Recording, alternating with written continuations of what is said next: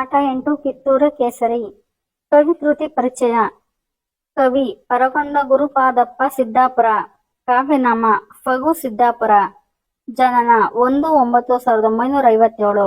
ಸ್ಥಳ ವಿಜಯಪುರ ಜಿಲ್ಲೆಯ ಬಸವನ ಬಾಗೇವಾಡಿಯ ದಶಾಳ.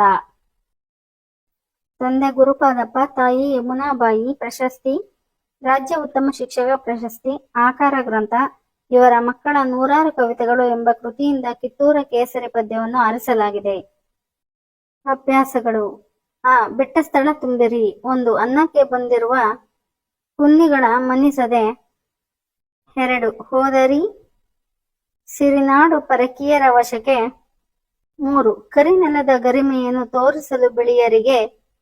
4. ಮಮ್ಮಲನೆ ಮರುಗಿದಳು, ಮನನೊಂದ ಕೊರಗಿದಳು. ಕೊಟ್ಟಿರುವ ಪದ ಬಳಸಿ ಸ್ವಂತ ವಾಕ್ಯ ಬರೆಯಿರಿ. ಚರಿತ್ರೆ: ನಮ್ಮ ದೇಶದ ಚರಿತ್ರೆಯನ್ನು ಓದಿದಾಗ ಮೈ ರೋಮಾಂಚನವಾಗುತ್ತದೆ.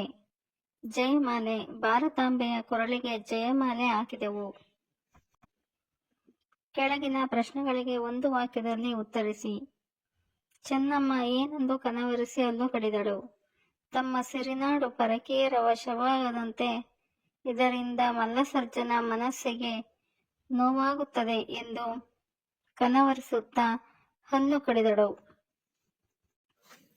ನಮ್ಮ ಅನ್ನವನ್ನು ಉಂಡು ಕೊಬ್ಬಿದವರು ಯಾರು?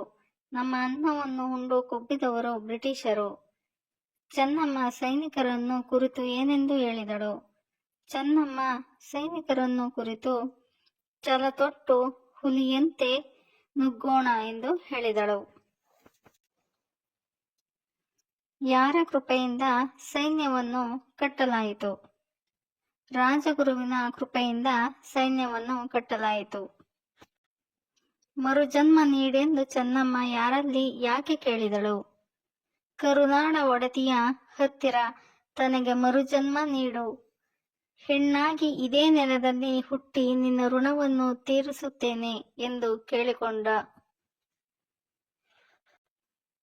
2-3 ವಾಕ್ಯದಲ್ಲಿ ಉತ್ತರಿಸಿ.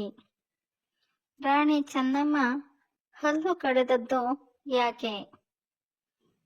ತಮ್ಮ ಸಿರಿನಾಡು ಪರಕೀಯರ ವಶದಂತೆ ಕನಸಿನಲ್ಲಿ ಕನವರಿಸಿದಳು. ಇದರಿಂದ ಮಲ್ಲಸರ್ಜನ ಮನ ಎಷ್ಟೊಂದು ನೊಂದಿರಬಹುದೆಂದು ಪರಕೀಯರ ಬಗ್ಗೆ ಕಟಕಟನೆ ಹಲ್ಲು ಕಡಿದಳು. ಕೆಚ್ಚೆದೆಯ ಕಲಿಗಳಿಗೆ ಚೆನ್ನಮ್ಮ ಏನೆಂದು ಹೇಳಿದಳು? ಕೆಚ್ಚೆದೆಯ ಕಲಿಗಳಿಗೆ ಚೆನ್ನಮ್ಮ, ಹೇಳಿರೈ ಕೆಚ್ಚೆದೆಯ ಕಲಿಗಳೇ, ನೀವು ಕರಿನೆಲದ ಗರಿಮೆಯನ್ನು ತೋರಿಸಲು ಬಿಳಿಯರಿಗೆ ಛಲತೊಟ್ಟು ಹುಲಿಯಂತೆ ನುಗ್ಗೋಣ ಎಂಬುದಾಗಿ ಹೇಳಿದಳು.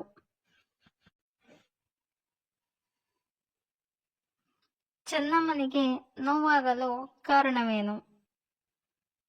ಚೆನ್ನಮ್ಮ ಛಲದಿಂದ ಗಳಿಸಿದ ಜಯಮಾಲೆ ಕೆಲವೇ ದಿನಗಳಲ್ಲಿ ದುರ್ಮತಿಯರಿಂದ ಸೋಲಾಗಿ ತಾಯಿ ನೆಲದ ರಕ್ಷಣೆ ಕೈಮೀರಿತೆಂದು ಅವಳಿಗೆ ನೋವಾಯಿತು.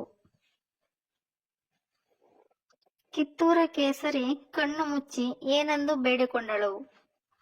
ಈ ಮಣ್ಣಿನಲ್ಲಿ ಹೆಣ್ಣಾಗಿ ಹುಟ್ಟುವಂತೆ ಮರುಜನ್ಮ ನೀಡನಗೆ ಎಂದು ಕಿತ್ತೂರ ಕೇಸರಿ ಕಣ್ಣು ಮುಚ್ಚಿ ಕರುನಾಡ ಒಡತಿ ಭುವನೇಶ್ವರಿಯನ್ನು ಕುರಿತು ಬೇಡಿಕೊಂಡಳು.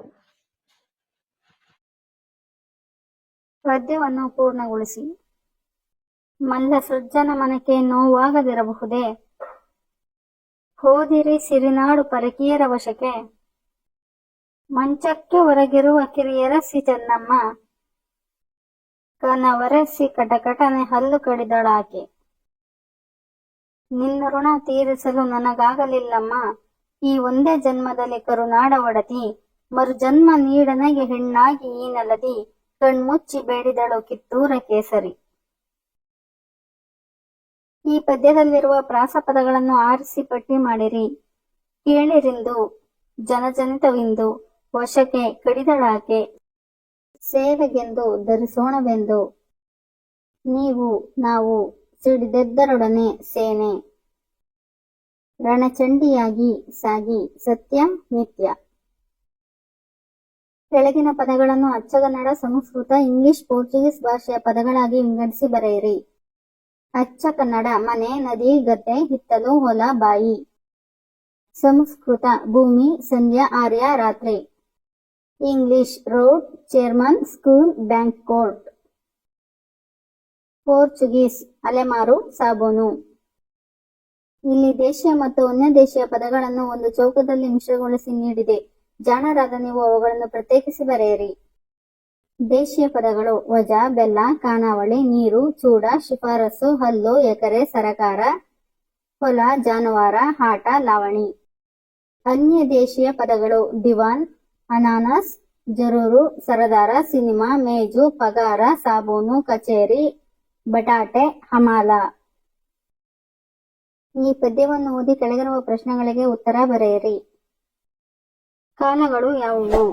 ಕಾಲಗಳು: ಮಳೆಗಾಲ, ಚಳಿಗಾಲ, ಬೇಸಿಗೆಕಾಲ. ಭೂಮಿಯ ಮೇಲೆ ಕಾಲಗಳು ಹೇಗೆ ಉಂಟಾಗುತ್ತವೆ? ಭೂಮಿಯು ತನ್ನ ಸುತ್ತುತ್ತಾ ಸೂರ್ಯನನ್ನು ಸುತ್ತುವುದರಿಂದ ಕಾಲಗಳು ಉಂಟಾಗುತ್ತವೆ. ಮಳೆ ಬಾರದಿದ್ದರೆ ಏನಾಗಬಹುದು? ಮಳೆ ಬಾರದಿದ್ದರೆ ನೆಲ, ಮರ, ಗಿಡಗಳೆಲ್ಲ ಒಣಗುತ್ತವೆ. ಬಹಳ ದಿನ ಮಳೆ ಬಾರದಿದ್ದರೆ ಬರಗಾಲ ಉಂಟಾಗುತ್ತದೆ. ಚಳಿಗಾಲ ಅಗತ್ಯವಿದೆಯೇ? ಬಿಸಿಲ ಬೇಗೆಯಿಂದ ಮಳೆಯಿಂದ ತೊಯ್ದ ನಮಗೆ ಚಳಿಗಾಲ ಅಗತ್ಯವಿದೆ. ಇದರಿಂದ ನಾವು ಉಣ್ಣೆಯ ಬಟ್ಟೆಗಳನ್ನು ಧರಿಸುವುದರಿಂದ ಒಣಗಿದ ನಮ್ಮ ಚರ್ಮದಲ್ಲಿ ಸ್ವಲ್ಪ ಮಟ್ಟಿನ ತೇವಾಂಶ ಬೇಕಾಗುತ್ತದೆ. ಆದ್ದರಿಂದ ಚಳಿಗಾಲ ಅಗತ್ಯವಿದೆ. ಈಗ ಬಿಸಿಲಿನ ಪ್ರಮಾಣ ಹೆಚ್ಚಾಗಿರಲು ಕಾರಣವೇನು? ಮರಗಿಡಗಳೆಲ್ಲ ಉದುರಿ ಗಾಳಿ ಬೀಸುವುದು ಕಡಿಮೆ, ಮಳೆಯಂತೂ ಇರುವುದೇ ಇಲ್ಲ. ಇದರಿಂದ ಸೂರ್ಯ ತಾಪ ಹೆಚ್ಚಾಗಿ ಸುಡು ಬಿಸಿಲು ಉಂಟಾಗುತ್ತದೆ. ಮೋಡಗಳು ಕವಿದಾಗ ಮಾತ್ರ ಬಿಸಿಲಿನ ತಾಪ ಕಡಿಮೆಯಾಗುವುದು. ಆದ್ದರಿಂದ ಈಗ ಬಿಸಿಲಿನ ಪ್ರಮಾಣ ಹೆಚ್ಚಾಗಿದೆ. ಕಾಲಗಳೇ ಇಲ್ಲದಿದ್ದಲ್ಲಿ ಏನಾಗುತ್ತಿತ್ತು? ಕಾಲಗಳೇ ಇಲ್ಲದಿದ್ದಲ್ಲಿ ಜನಜೀವನ ಅಸ್ತವ್ಯಸ್ತವಾಗುತ್ತಿತ್ತು. ಮಳೆ ಇಲ್ಲದೆ ಬೆಳೆ ಇಲ್ಲ, ಬೆಳೆ ಇಲ್ಲದಿದ್ದಲ್ಲಿ ಆಹಾರವೂ. Thank you for the watching. Subscribe my channel Patya Pustaka.